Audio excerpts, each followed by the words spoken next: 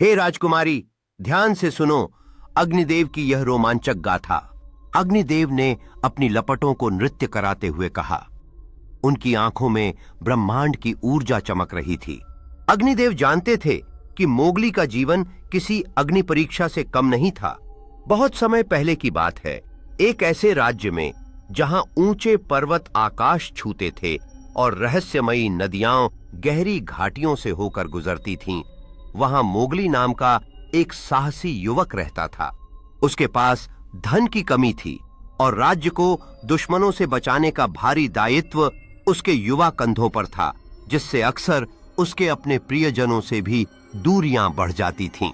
परंतु अग्निदेव ने अपनी दिव्य दृष्टि से देखा कि इन सब कठिनाइयों के बावजूद मोगली के चेहरे पर हमेशा एक अदम्य मुस्कान रहती थी।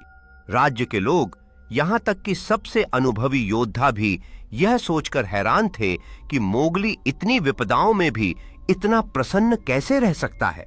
एक दिन राज्य के सबसे बुद्धिमान और तपस्वी ऋषि ने मोगली से उसकी इस अलौकिक खुशी का रहस्य पूछा। हे मोगली, ऋषि ने अपनी गंभीर आवाज में पूछा, तुम इतनी तूफानी परिस्थितियों में भी कैसे शांत और प्रसन्न रहते हो?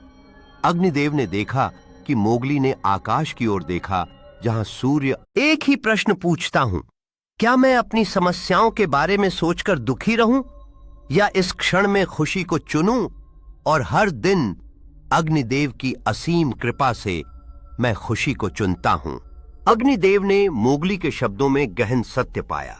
मोगली ने समझाया कि समस्याएं तो आती जाती रहेंगी, ठीक वैसे ही जैसे ऋतुएं बदलती हैं और जीवन सुख और दुख के मेल से बना है।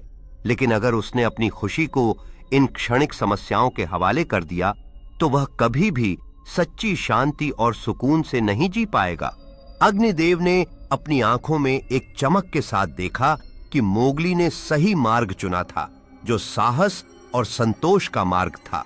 ऋषि ने मोगली की बात से पूरी तरह सहमति जताई और कहा कि जीवन में मुश्किलें तो एक अटूट हिस्सा हैं, लेकिन यह हम पर निर्भर करता है कि हम उन्हें अपने जीवन पर नियंत्रण करने दें या अपनी आंतरिक खुशी को चुनें। परिस्थितियां चाहे कितनी भी भयावह क्यों न हों, हमें अपनी खुशी और सुकून के पल कभी नहीं गंवाने चाहिए।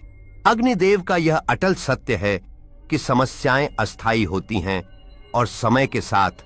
तो राजकुमारी अग्निदेव ने अपनी कहानी समाप्त करते हुए कहा।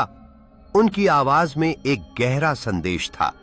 इस गाथा से यह सीख मिलती है कि मुश्किलें हमारे नियंत्रण